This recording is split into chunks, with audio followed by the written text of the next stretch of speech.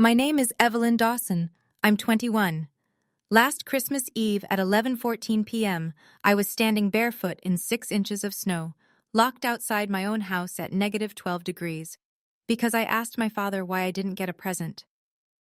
Inside, 30 guests laughed and clinked champagne glasses. The Christmas tree blinked red and gold through the frosted window.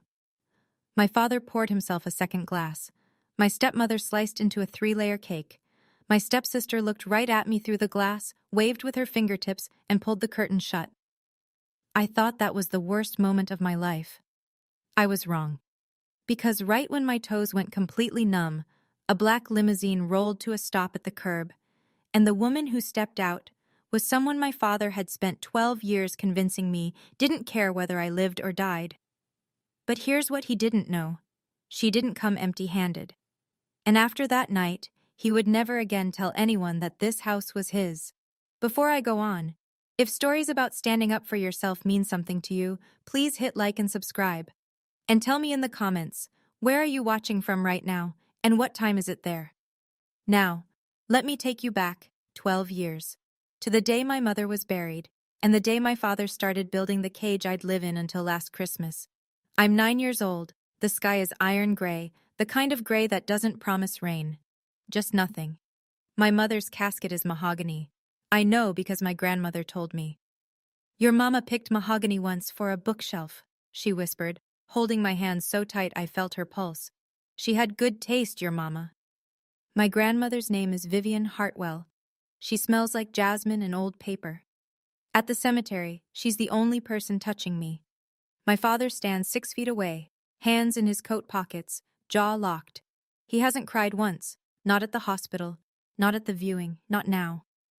After the last guest leaves, Vivian kneels in front of me. Her eyes are swollen. She cups my face and says 5 words I will carry for 12 years without understanding them. I will always find you, little star. Then my father steps between us. You need to go, Vivian. Richard, she's my granddaughter. Your daughter is dead because you pushed her too hard. You're not welcome here anymore. I don't understand what he means. My mother died of a brain aneurysm. Nobody pushed anything. But I'm 9 years old, and my father is the tallest person in the room, and when he speaks, people stop. Vivian looks at me over his shoulder. Her lips move, but no sound comes out. Then she turns and walks to her car.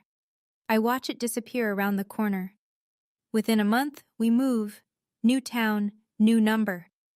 My father throws out the address book from my mother's desk drawer. It's just us now, he says at dinner. That's all we need. I believe him. I have no reason not to. Not yet. 2 years pass. I'm 11. My father brings home Brenda Morris on a Tuesday. She has honey blonde hair, a smile that shows all her teeth, and a daughter named Kelsey who is 2 years older than me. This is going to be wonderful, Brenda says, squeezing my shoulders. Her nails are acrylic. They dig in. Within a week, Kelsey moves into my bedroom, the one upstairs with the window seat my mother built. I'm relocated to the basement. There's a cot, a lamp, and a water stain on the ceiling shaped like a fist. Kelsey needs sunlight for her skin condition, Brenda explains. Kelsey doesn't have a skin condition. She has a tan from soccer camp. I learn the rules fast. I cook breakfast before school. I clean the kitchen after dinner. I fold laundry on Sundays. Kelsey picks outfits. Kelsey picks TV shows. Kelsey picks where we eat when we go out, which isn't often. And when we do, I sit at the end of the booth. Evelyn likes helping, Brenda tells guests. She's such a little worker bee. One evening, I say to my father, I have homework. Can Kelsey do dishes tonight? Brenda's eyes fill instantly. She presses a hand to her chest. I try so hard, Richard, and she still resents me. My father turns to me. His voice is low and final. Apologize. Now. I apologize. I always apologize. Here's the thing I won't learn for another 10 years. Every single year, every birthday, every Christmas, a package arrives at our old address, then gets forwarded. A gift. A card. From my grandmother. My father signs the return to sender slip before I even know it exists. Every year. For 12 years. But I'll get to that. I'm 18. I open a letter at the kitchen table and my hands shake. Full scholarship. Nursing program. 4-year university. 80 miles east. I show my father. He doesn't look up from his laptop. Nurses clean up other people's messes, he says. Just like you do here. That same month, Kelsey drops out of community college mid-semester. My father pays off her tuition balance, her credit card, and buys her a used Audi. She's finding herself, Brenda says, stroking Kelsey's hair. I find myself 2 part-time jobs, one at a diner, one at a campus bookstore, and I pay for my own textbooks with quarters and crumpled fives. I don't complain. I'm out of the basement 5 days a week now. That's enough. Then one November night, junior year, I'm home for Thanksgiving. Everyone's asleep. I go to the basement to grab a blanket, and behind the water heater, I find a box. Old cardboard. My mother's handwriting on the side. Margaret. Personal. Inside, a silk scarf, a half-used perfume bottle, still faintly sweet, and a photograph. 2 women at a party. My mother, young, laughing, and beside her, an older woman in a navy dress, arm around my mother's waist. On the back, in blue ink, Margaret and Mom, Vivian's 60th birthday. Vivian. The name lands like a stone in still water. My father told me my grandmother died years ago. Heart attack, before you were born. But this woman looks healthy, joyful. And the party looks recent. Digital timestamp in the corner. 2001. 2 years before I was born. I almost typed the name into my phone that night, Vivian Hartwell. But my father checks my browser history every Sunday. I put the photo back. I close the box. I wait. 5 months later, April, I come home for Easter weekend. I go straight to the basement. The box is gone. I find Brenda in the kitchen, arranging tulips in a vase. The box behind the water heater, I say. Where is it? She doesn't look up. Old junk, I donated it. That was my mother's. Sweetie, it was collecting dust. That night, I can't sleep. I open Facebook Marketplace on my phone and type in our zip code, then scroll. And there it is, my mother's pearl necklace, the one from the photograph, listed for $43. The seller's username, B-Morris-Home. Brenda's email handle. My stomach drops. I screenshot everything. The next morning, I find my father in the garage. I show him the listing. I keep my voice even. She's selling Mom's things. The necklace, the scarf. They were in that box. He barely glances at my phone. Brenda is my wife. This is her house too. Drop it. Those were Mom's. Drop it, Evelyn. He goes inside. The garage door hums shut behind him. That night in the basement caught at home, I stare at the water stain and something shifts. It's quiet. No thunder, no dramatic realization, just a slow, terrible clarity. I always thought keeping quiet was keeping peace, that absorbing their cruelty was the cost of having a family at all, that if I was patient enough, kind enough, invisible enough, one day someone would see me. But lying there in the dark, listening to Brenda laugh at something on TV upstairs, I understand. I wasn't keeping peace. I was keeping their comfort. And nobody was coming to see me, not unless I made some noise. I just didn't know the noise was already on its way. December 21st. My father calls a family meeting at the dining table. Brenda sits beside him, pen and notepad ready, like she's taking minutes for a board. We're hosting Christmas Eve this year, he says. Biggest one yet, 30 guests, neighbors, colleagues from the bank, a few relatives. He looks at me the way a foreman looks at a shift schedule. Evelyn, you're on food. I need a full spread, ham, sides, 2 desserts, decorations, table settings. Start tomorrow. I look at Kelsey. She's painting her nails at the table, not even pretending to listen. What's Kelsey doing? I ask. Kelsey's helping Brenda with the guest list and outfits. Right, outfits. I spend the next 3 days in the kitchen, brining the ham, rolling pie crust at midnight, ironing a tablecloth I find in the back of the linen closet that still smells like my mother's lavender sachets. On December 23rd, I pause. I look at the Christmas tree in the living room. It's enormous. Brenda insisted on 9 feet, and beneath it, wrapped in gold and silver, are stacks of presents. I count them. 32. I read every tag. Not a single one says Evelyn. I find Brenda arranging ribbon on the mantel. Am I invited as a guest, I ask, or just staff?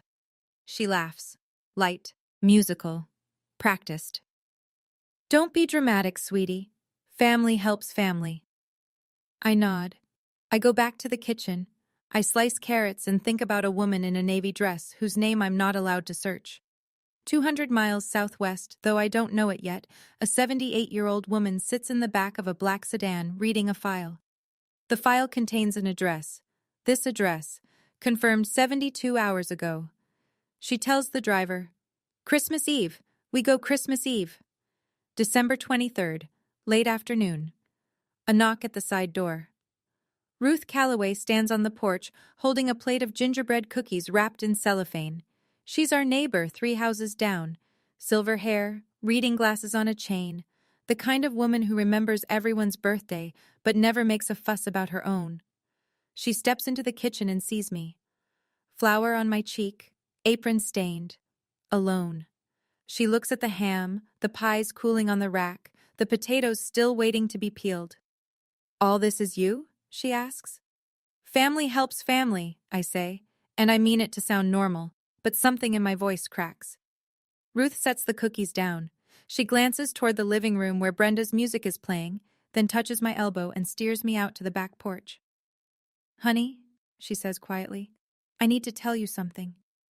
Yesterday, a car was parked out front. Real nice. Black, tinted windows. Sat there almost an hour." I frown. "Probably lost. Cars that nice don't get lost on Maple Drive." She pauses, studies my face, then softer.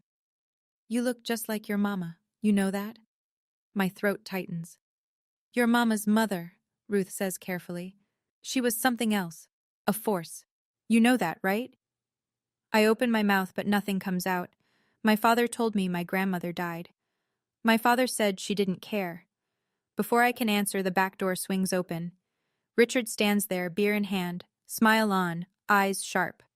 "Ruth, thanks for the cookies." His voice is warm. His gaze is a warning. Ruth straightens. She pats my arm once, says, "Merry Christmas, sweetheart," and walks down the porch steps without another word. She knows something, but not yet. Not yet. Christmas Eve. The house glows. I've been up since 5 a.m. The ham is glazed and resting. The mashed potatoes are whipped. The green bean casserole is golden on top. 2 pies sit on the counter, pecan and apple, and I made both from scratch because Brenda said store-bought sends the wrong message. By 6 p.m., guests begin arriving. Coats pile on the bed upstairs. Perfume and cologne fog the hallway. 30 people fill the living room, champagne flutes catching the light from the 9-foot tree. I'm in the kitchen, apron on, hair pinned back, plating appetizers. From the living room, I hear my father's voice rise over the chatter. "And this is my eldest, Kelsey. She's been such a blessing to this family." I peer through the kitchen doorway. Kelsey stands by the tree in a red velvet dress, smiling like she's accepting an award. Brenda beams beside her. A woman I recognize, Mrs. Palmer from church, glances around. "And where's your other daughter, Richard?" My father waves a hand. "Oh, Evelyn's helping out in the kitchen. She likes to stay busy." Mrs. Palmer tilts her head. "Helping out? On Christmas Eve?" "She insisted," Brenda says smoothly. "She's selfless like that." No one follows up. No one checks. I stand in the kitchen doorway, holding a tray of bruschetta I spent 2 hours making. My name hasn't been spoken once tonight except as a footnote. I look at the living room. The laughter, the warmth, the tree, the gifts. And I realize something very simple. I'm not part of this family. I'm the machine that keeps it running. I set the tray down. I untie my apron. I put on the one nice sweater I own. Navy blue, cable knit, the only thing in my closet that isn't stained. I walk into the living room. I sit at the end of the dining table. There's no place card for me, so I pull up a folding chair between 2 of my father's colleagues from the bank. One of them, a man named Gary, nods politely. The other doesn't notice I'm there. The table is beautiful. I know because I set it. The cloth napkins, the candles, the centerpiece I made from pine branches and cinnamon sticks at 1 a.m. I eat in silence for 10 minutes. Then Kelsey opens the first gift. Then another. Then Brenda opens one. Then a neighbor couple exchanges small boxes. The pile under the tree shrinks. Name after name called. Laughter. Thank yous. Wrapping paper crinkling. I sit still, waiting. The pile gets smaller. My name never comes. Finally, when the last ribbon is pulled, I speak.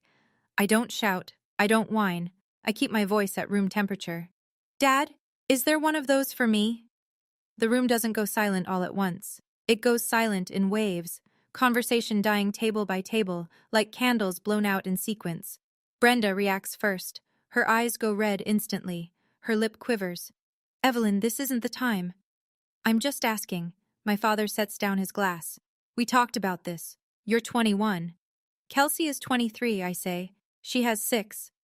Nobody moves. I can hear the clock in the hallway. Brenda turns to Richard, tears streaming. Her hand finds his arm. It's a performance. I've seen it 100 times. She always does this, Brenda whispers. But the room is so quiet, everyone hears. What happens next takes 11 seconds. I've replayed it enough times to count. Second 1, Richard pushes his chair back.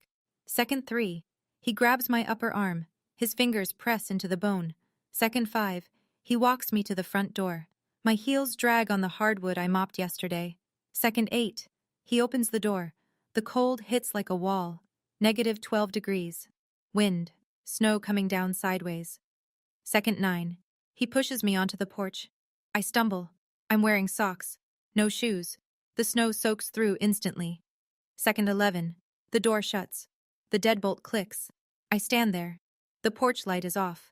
The only glow comes from the windows, warm and golden and full of people. I press my hand to the glass. Inside, my father straightens his shirt, returns to the table, and picks up his champagne. Brenda dabs her eyes. Somebody pats her back. You want to talk back? He'd said as he shoved me through the door. Do it outside. Come back in when you learn some respect. My feet burn, then sting, then go numb. I curl my toes, but I can't feel them anymore. My sweater is thin. Wind cuts through cable knit like it isn't there. My fingers turn white. 10 minutes. The party resumes inside. Laughter again. Music. Someone found the Bluetooth speaker. 20 minutes. Snow reaches my ankles. I crouch against the railing and hug my knees. I look through the window one more time. Kelsey stands by the tree, holding a phone. She spots me, walks to the glass, smiles, waves her fingers slowly, the way you'd wave to a stranger's dog. Then she pulls the curtain shut. I close my eyes. I think, I'm going to die here. Outside my father's door. On Christmas Eve. I need to pause here for a second, because what happens next? I still can't talk about it without my hands shaking. But before I continue, if you've ever been punished for simply asking a fair question, type, I've been there, in the comments. Or if you think I should have fought back right then, type, fight back. Let me know. Okay. Here's what happened next. The snow is patient. It doesn't rush. It just keeps falling, keeps layering, keeps pressing its weight onto everything beneath it. My shoulders, my knees, the tops of my soaked socks. I don't know how long I've been out here, maybe 25 minutes, maybe 30. Time moves differently when your body starts shutting down the non-essentials. Fingers first, then ears, then the part of your brain that tells you to keep trying. I think about my mother, not in a grand, cinematic way. I just remember her hands, the way she'd warm mine between hers after I walked home from the bus stop in January. She'd blow on my knuckles and say, "There you go, little star, good as new." Little star. I whisper it now, to nobody. Mom, I don't know what to do. The wind answers. The house doesn't. But then, movement. Through the side window, I see a figure. Ruth Calloway. She's standing near the curtain, peering out. Her face is tight. She turns and says something to my father. I can't hear the words through the glass, but I see his hand. A sharp, dismissive wave. The kind of wave that means, not your business. Ruth stares at him for a long moment. Then she turns away. I pull my knees tighter. My jaw won't stop trembling. Then I think about the photograph. The one in the cardboard box. 2 women. A birthday party. Margaret and Mom. Vivian's 60th birthday. Vivian. Ruth's words from 2 days ago. Your mama's mother. She was something else. My father said she died. But the photo said otherwise. Ruth's voice said otherwise. What if the story I'd been told my whole life, that my grandmother abandoned me, forgot me, didn't want me, was the lie that kept me in this cage?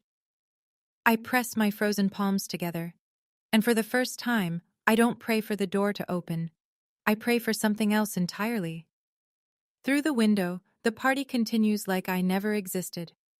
My father stands at the head of the table. I can see his mouth moving, can read the shape of his words through the frosted glass. He raises his champagne flute. The room listens. I apologize for the disruption, he says. I can just make it out through the thin pane near the front door. Evelyn has been struggling. We've tried everything. Brenda has been a saint. Brenda lowers her head, humble, wounded, a masterpiece of restraint. I just want her to be happy, she says, and two women at the table actually reach over to squeeze her hand. Kelsey chimes in from the couch. She literally screamed at Mom last week. That's a lie. Last week I said, please don't sell Mom's things. I didn't raise my voice. I never raise my voice. Raising my voice is what gets you locked outside. A few guests murmur, heads nod. The narrative is set. Poor Richard. Patient Brenda. Troubled Evelyn. I watch it all through 6 inches of glass and 12 years of silence. But I also see Ruth. She doesn't nod. She doesn't murmur. She sets her glass on the end table, picks up her coat from the chair, and walks toward the back of the house, not toward the front door where I am, toward the back. 30 seconds later, the side gate creaks. Footsteps crunch in the snow. And then Ruth is beside me, draping a wool blanket over my shoulders. It's warm. It smells like cedar. Here, sweetheart. Her voice is steady, urgent. I called someone. My teeth chatter so hard I can barely speak. Who? Ruth looks at me. Her eyes are full of something I haven't seen directed at me in 12 years. Certainty. Someone who should have been here a long time ago. Somewhere down the street, I hear an engine. Low. Heavy. Getting closer. The front door swings open. Light and warmth spill onto the porch for exactly 2 seconds before my father's body fills the frame. He sees Ruth. He sees the blanket around my shoulders. His nostrils flare. Ruth, this is a family matter. Ruth doesn't flinch. She's 60 years old and 4 inches shorter than him, but she stands like a woman who's been waiting to say something for a very long time. A family matter? She gestures at my feet. She's barefoot in the snow, Richard. She's being taught a lesson. Go back inside or go home. Is that what you call this? A lesson? I call it parenting. Ruth's chin lifts. Margaret would be ashamed of you. The name lands like a slap.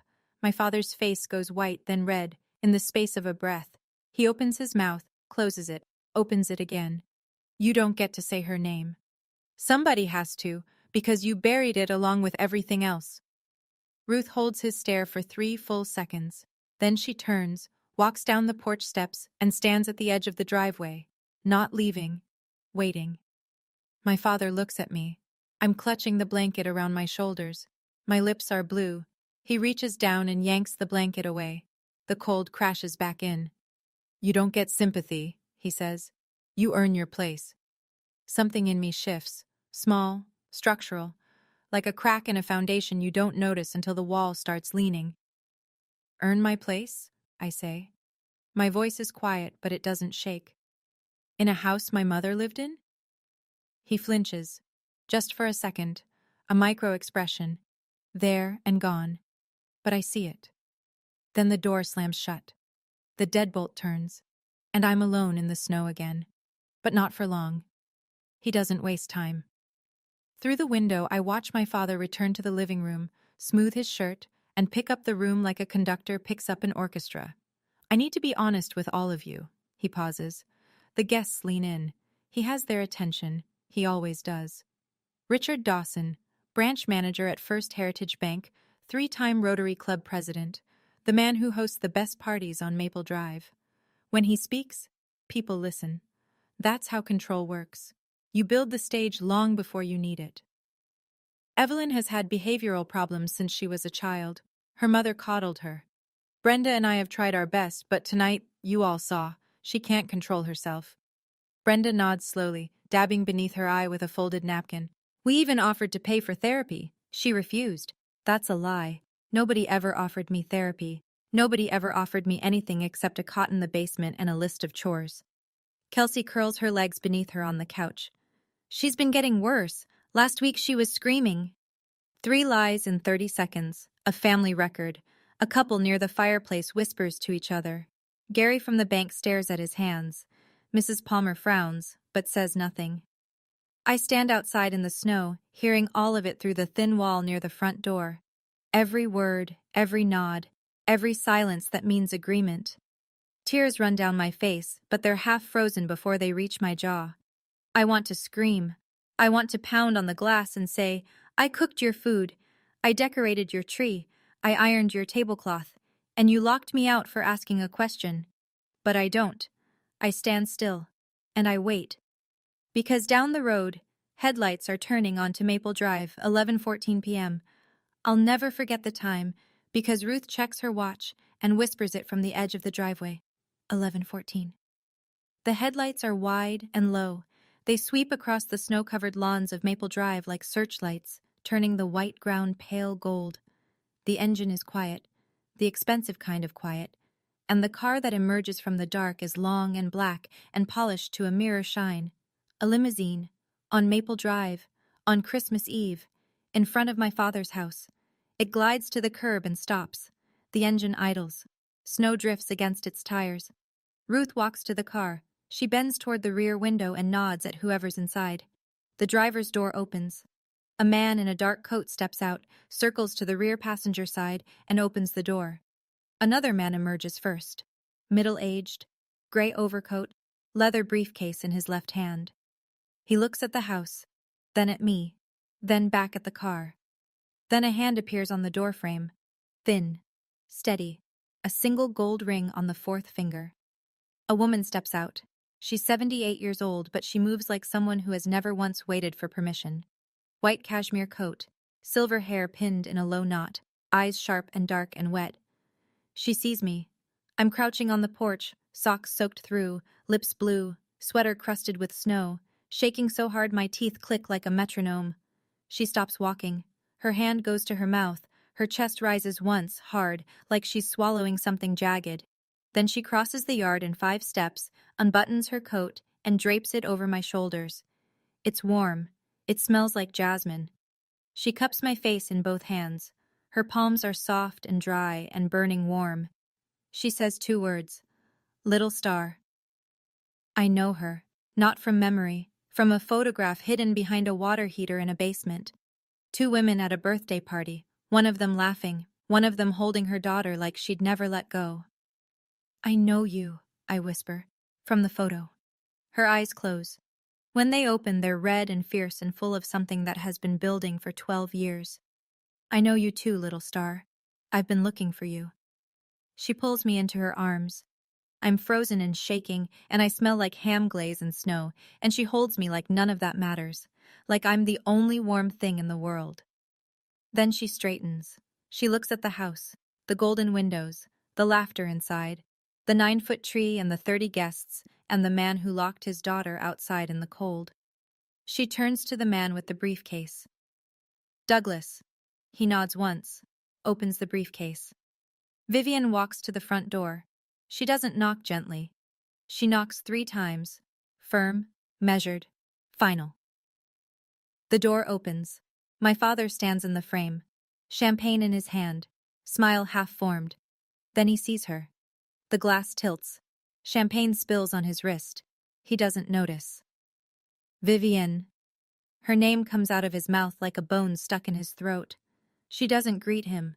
She looks past his shoulder, at the 30 faces turned toward the door, at Brenda frozen mid-laugh on the couch, at Kelsey holding a gift bag. Then she looks back at me, still wrapped in her coat on the porch, and back at him. You locked my granddaughter in the snow, she says. Her voice carries. She means it too. On Christmas Eve. In the house I bought. 30 people go silent at once. Brenda stands up from the couch. Who is this woman? Nobody answers her. Every pair of eyes is locked on the doorway, on the 78-year-old woman in a white blouse who just said the word bought like she was reading a verdict. My father recovers first. He always does. Mother, this is a misunderstanding. I am not your mother.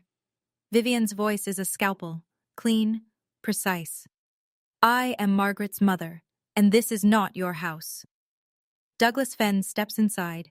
He moves with the practiced calm of a man who has delivered uncomfortable truths in far more hostile rooms than this. He opens the briefcase on the dining table, right next to the centerpiece I made, and removes a folder. This property, Vivian says, lifting a document for the room to see, 47 Maple Drive, was purchased by me, Vivian Hartwell, in 2003, as a wedding gift for my daughter Margaret. The deed is in my name. It has always been in my name. Richard shakes his head. That's not... I've been paying. You've been living here, rent-free, for 21 years. Vivian doesn't raise her voice. She lowers it, which is worse. Because I allowed it, for Margaret's sake, and then for Evelyn's. The room shifts. I can see it. The way people's postures change. The way Gary from the bank uncrosses his arms. The way Mrs. Palmer puts her hand over her mouth. Brenda's face cycles through 3 expressions in 2 seconds. Confusion, fury, calculation. Richard, what is she talking about? This is my house. I pay the bills, utilities, maintenance. Vivian, paying the electric bill does not make you the owner, Richard. Douglas sets the deed on the table, then a second document, then a third, then a thick stack of envelopes bound with a rubber band. 12 years of certified letters, he says mildly, all returned unopened. Vivian turns to me. I'm standing just inside the doorway now. Douglas guided me in. Out of the cold, please, miss, and draped a blanket from the car over my legs. My feet are on the warm hardwood. They sting coming back to life. Evelyn, Vivian's voice changes. The scalpel becomes a hand. Your grandfather and I wrote to you every birthday, every Christmas, cards, gifts, letters, for 12 years. The room holds its breath. I look at my father. Is that true? He doesn't answer. He's staring at the stack of envelopes on the table like they're a grenade with the pin pulled. Dad, did you send her letters back? She's manipulating you. His voice cracks at the seam. Just like she manipulated your mother. That's a lie, Richard. Ruth Calloway. She's standing in the back doorway, coat on, arms crossed. I don't know when she came in, but she's here. Margaret loved her mother, Ruth says. More than anything, you were the one who cut Vivian off. I was there. I watched it happen. My father opens his mouth. Nothing comes out. 144 letters, Vivian says. She picks up the bundle and holds it where the light catches it. Every envelope is addressed in the same handwriting. Every one is stamped, "Return to sender." Not one reached her. A woman near the fireplace gasps. Gary from the bank pushes his chair back and stands, as though sitting at this table suddenly implicates him. Kelsey looks at Richard. Dad, what's going on? Brenda is already moving. She takes 2 quiet steps toward the staircase like a woman calculating the fastest route to the exit. My father stands in the middle of his own living room, surrounded by his guests, his decorations, his champagne, and he has nothing left to say. The cage is open. 144 letters. Can you imagine that? 12 years of birthday cards, Christmas gifts, handwritten notes, all intercepted, all sent back. If this story is hitting you somewhere deep, please share it with someone who needs to hear it today. And tell me in the comments, would you forgive Richard? Or would you walk away forever? Let's keep going, because Vivian wasn't done. Vivian lets the silence do its work.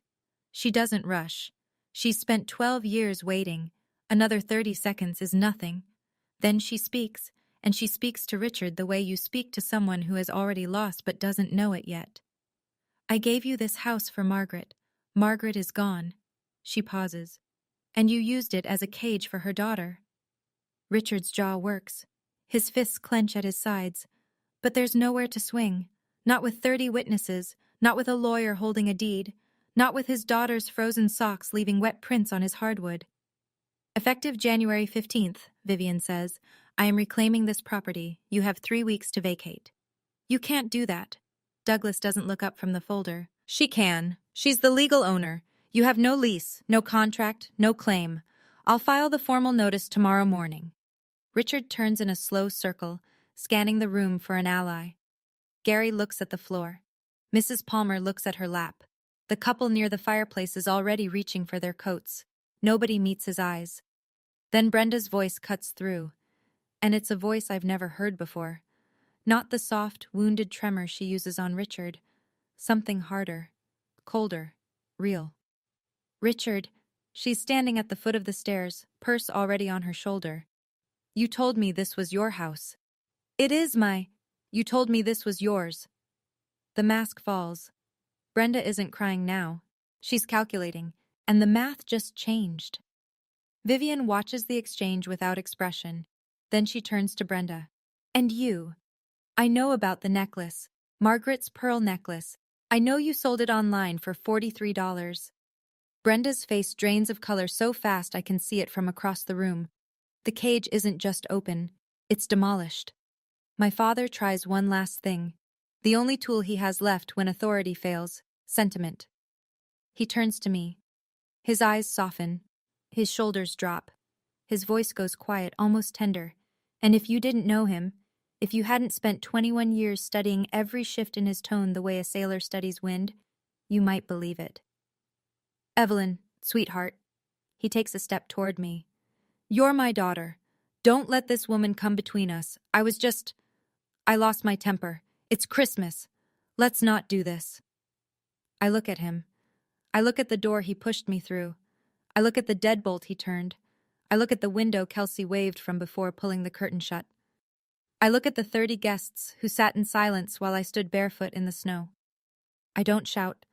I don't cry. I speak the way you speak when you finally found the floor after years of falling. You locked me outside at -12 degrees, barefoot, on Christmas Eve, and went back to your wine. I lost my temper. You didn't lose your temper, you made a choice. I hold his gaze. Just like you chose to hide every letter Grandma sent. Just like you chose to tell me she abandoned me for 12 years. He opens his mouth. I don't let him fill it. I'm not punishing you, Dad. I'm done waiting outside your door. I turn to Vivian. She extends her hand. I take it. We walk toward the front door. Ruth Calloway follows. Douglas gathers the documents and closes his briefcase with a soft click. 30 people watch us leave. Nobody speaks.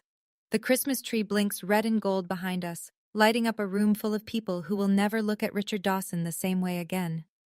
I don't look back. The limousine is warm. Not house warm, not blanket warm. The kind of warm that seeps into your bones and tells your body it's safe now, you can stop clenching. Vivian sits beside me. She tucks a second blanket around my legs, then reaches over and takes my frozen hands between hers. She doesn't rub them. She just holds them. Steady and firm, the way she must have held my mother's hands once. I looked for you every single day, little star.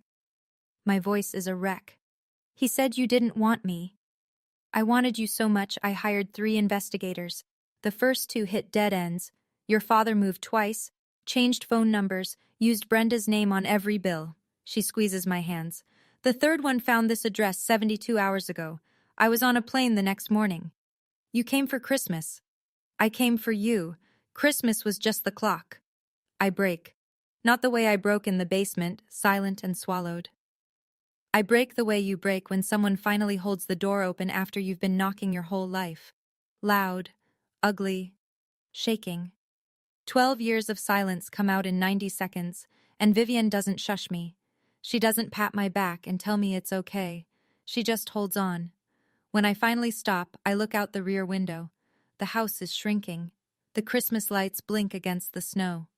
Inside that house, my father is standing in front of 30 people who just learned that his home isn't his story isn't true, and his daughter, the one he locked outside, walked away on her own terms. I press my forehead to the cold glass. Merry Christmas, Mom, I whisper. The limousine turns the corner. Maple Drive disappears. And for the first time in 12 years, I'm not cold. The fallout is not dramatic, it's administrative. Which, if you think about it, is worse. The week after Christmas, the story travels the way stories do in small towns, not through headlines, but through coffee shops, church lobbies, and bank lines. 30 guests means 30 households. 30 households means 100 conversations before New Year's. I learn the details later, mostly from Ruth. December 28th. Brenda packs 2 suitcases and leaves with Kelsey while Richard is at work. She doesn't file for divorce. She doesn't leave a note. She just goes. When the foundation you built your life on turns out to belong to someone else, there's nothing left to argue about. January 2nd.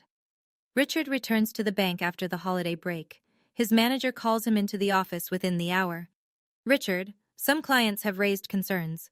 There are questions about your integrity. Not fired, not yet, but watched, monitored. The kind of professional limbo where every handshake now carries a footnote. January 4th. Gary, the colleague from the party, transfers his accounts to a different branch. He doesn't explain, he doesn't have to. January 15th. Douglas Fenn files the formal notice. Richard has 72 hours to confirm his move-out date. He doesn't contest it. There's nothing to contest.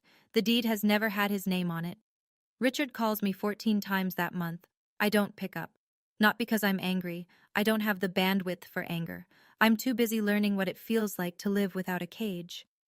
His final attempt comes through Douglas in a sealed envelope. Please tell Evelyn I'm sorry. I read it at Vivian's kitchen table. I fold it once. I set it down. I don't reply. Some apologies aren't invitations. They're exits, and I'm not obligated to hold the door. Vivian's house sits on a hill outside a town called Whitfield, 40 minutes from the nearest highway. It's not a mansion. It's a craftsman. Wide porch, green shutters, a garden that sleeps under snow right now but will, I'm told, explode with peonies in May. She gives me the upstairs bedroom, south-facing, 2 windows. Sunlight so warm it wakes me without an alarm. It's the first time since I was 9 that I've slept above ground. On my 3rd morning, Vivian sets a box on the kitchen table.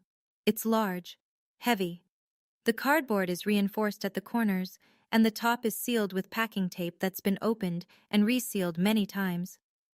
These are yours, she says. They've always been yours.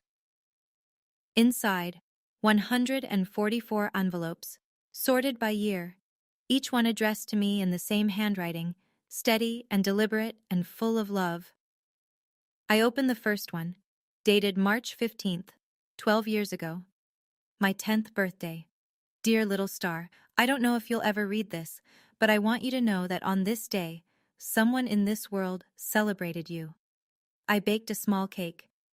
Vanilla, your favorite. Your mother told me once. I blew out the candle for you. I wished you were safe. I wished you were warm. I wished you knew. All my love, Grandma V. I read it 3 times. Then I opened the next one. And the next. Birthday cards. Christmas letters. Notes written on hotel stationery from places she traveled. A drawing of a star she made on a napkin. And tucked inside the envelope for my 18th birthday, a folded letter from a financial advisor confirming a college fund opened in my name. Fully funded. Untouched. My father hid this too. I sit in Vivian's kitchen and read every letter. All 144. It takes me 4 hours. She sits across from me the whole time. She doesn't say a word. She's just there. February. I finished my last semester of nursing school. The commute from Vivian's house is longer, but she insists on driving me to the bus station every morning. I have 12 years of driving to make up for, she says, adjusting her mirror. Let me have this. Graduation day is small and bright. I walk across the stage in a white dress I bought with money from my campus bookstore job. When I look into the audience, Vivian is in the 2nd row, upright as a cathedral, clapping with both hands. Ruth Calloway is beside her. She drove 90 minutes to be there. On the ride home, the highway is silver with late winter sun. I watch the trees blur past and ask the question I've been turning over for weeks. Grandma, do you think I should forgive him? Vivian doesn't answer right away.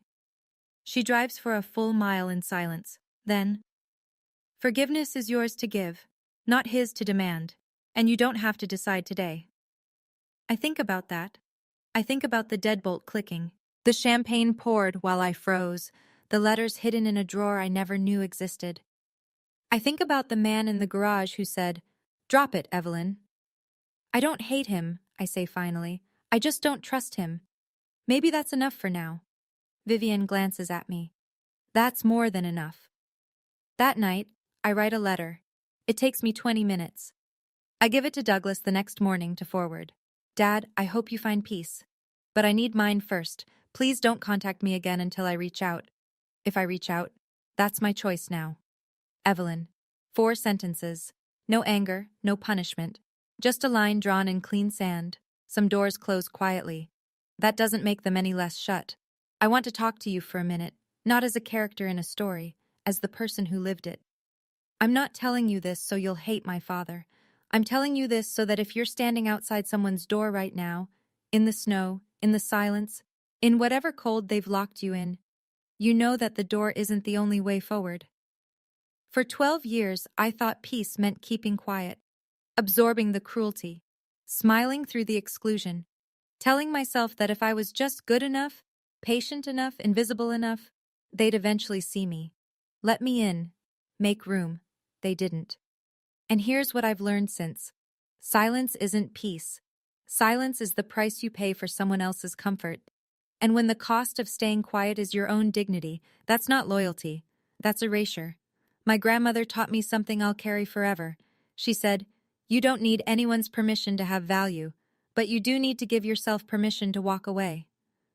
I walked away, not in anger, not in revenge. I walked away because I finally understood that love doesn't lock you out.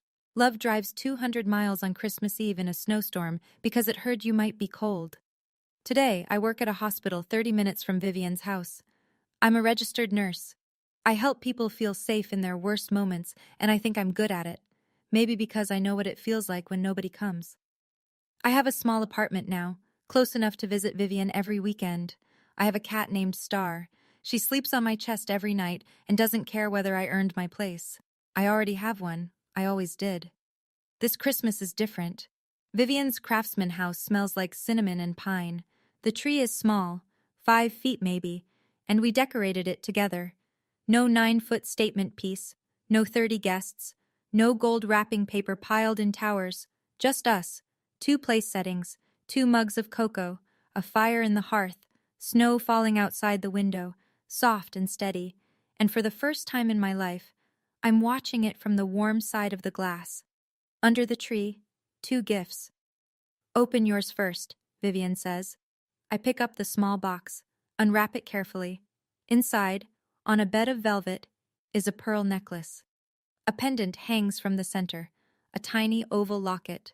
I press the clasp. It opens. Inside, a photograph. My mother. Young, laughing. The same photo from the cardboard box in the basement, but smaller. Miniature. Perfectly preserved. "How did you—" "The original was sold. I had the same jeweler make it, from a photo your mother gave me 30 years ago." Vivian's eyes shine, but her voice is steady. "Brenda can sell a necklace. She can't sell a memory." I fasten it around my neck. The pearl rests just below my collarbone, cool at first, then warm. I look out the window. Snow falls on the porch, but the porch is empty. No one is shivering. No one is locked out. No one is watching happiness through a window, wondering why it never includes them. Last Christmas, I stood outside in the snow, barefoot and frozen, watching someone else's joy through a pane of glass. This Christmas, I am the warmth inside. I press the locket against my chest. I close my eyes. "Merry Christmas, little star," Vivian says. "Merry Christmas, Grandma." That's my story, and now I want to hear yours. If you've ever had to walk away from someone you love to protect yourself, type "I walked away" in the comments. Or if you chose to stay and fight for your boundaries, type "I stayed and fought." Both are brave, both are valid.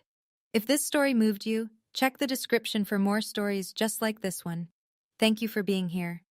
Merry Christmas, little stars.